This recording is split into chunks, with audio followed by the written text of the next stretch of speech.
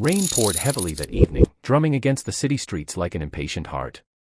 Amelia clutched her small umbrella, shivering as a car splashed muddy water onto her dress. It was already 7:45 p.m., she was 45 minutes late to the blind date her friend had forced her into. She wanted to turn back. Everything about this night screamed disaster: the rain, her soaked hair, her torn heel, and the humiliation of being stood up, if that's what had already happened. But something inside her whispered, go. Just go. She finally pushed open the glass door of the elegant restaurant. Warm light flooded over her, a sharp contrast to the storm outside. The maitre d' gave her a sympathetic smile before asking softly, "Are you Miss Amelia Parker? There's a gentleman waiting for you." Her heart raced. She wasn't sure why. At a corner table sat a man in a dark suit, sharp, confident, and calm. Even from a distance, his presence drew attention. He stood when she approached, a faint smile forming on his lips as his eyes met hers. "I knew you'd come," he said quietly, his tone so sure, it stopped her breath for a moment. Amelia blinked. "You waited for me." He nodded. "I told myself if you showed up, even a second before closing, I'd stay." She gave a nervous laugh. "Most men wouldn't wait 45 minutes. Most men don't recognize something worth waiting for," he replied simply, motioning for her to sit. That was how it began, an evening that changed both of their lives. Amelia wasn't used to this kind of attention. She worked 2 jobs, daytime at a small bookshop, nights as an assistant in a flower shop. Her world was ordinary, predictable, sometimes lonely. Her best friend, Clara, had signed her up for the blind date after Amelia had declined countless times. But nothing about this man, Ethan Cole, felt ordinary.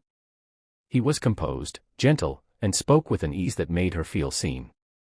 Over dinner, they shared laughter over simple things, her clumsy entrance, his failed attempts to cook, and their mutual love for old jazz records. Yet beneath his calm exterior, Amelia sensed something unspoken, a heaviness, a hint of pain behind his eyes. When the evening ended, Ethan walked her to her bus stop, holding the umbrella over her while he got drenched. As the bus pulled up, he said, "You know, everyone says fate is random. But tonight feels planned." She smiled shyly before stepping on board. Neither of them realized it wasn't their last meeting. Weeks passed. Ethan called the next day, and another date followed, then another. Their worlds, so different, started blending. But soon, challenges surfaced. Ethan, she discovered, wasn't just any man. He was the CEO of a major investment firm, young, brilliant, but bound by a life of expectations, scrutiny, and ruthless schedules. The media called him the unreachable bachelor. His board saw him as an asset, not a man. Amelia, on the other hand, came from an entirely different world. The rain poured harder as Amelia ran across the street, clutching her purse and trying to keep her heels from slipping.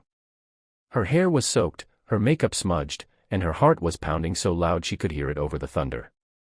She glanced at her phone, 7:47 p.m. She was almost an hour late to the blind date her best friend had insisted she go on. "Forget it," she muttered under her breath, half ready to turn back.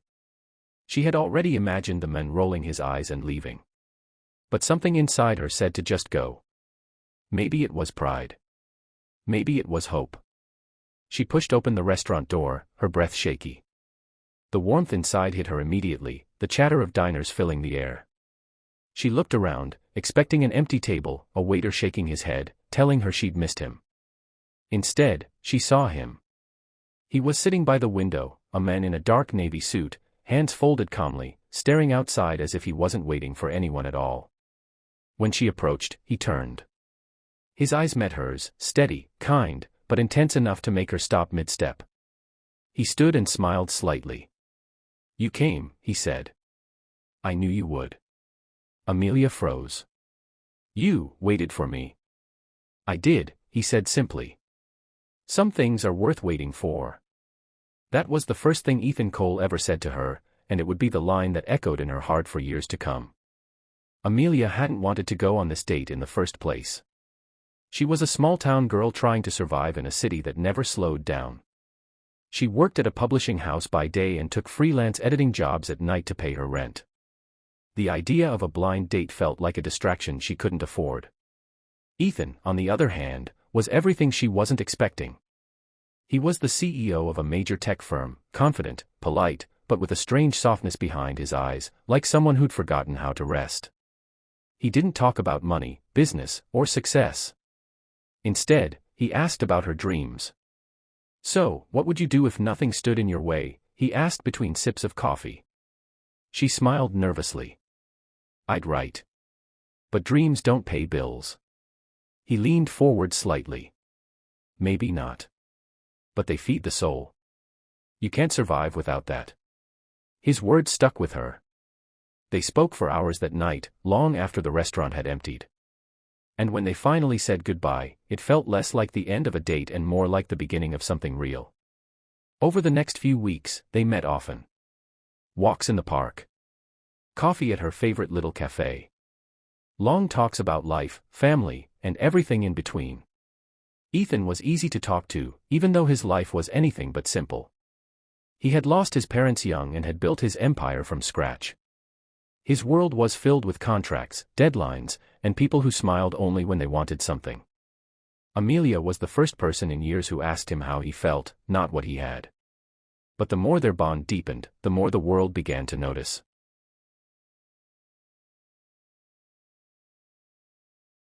Like करें, subscribe करें और bell icon जरूर press करें।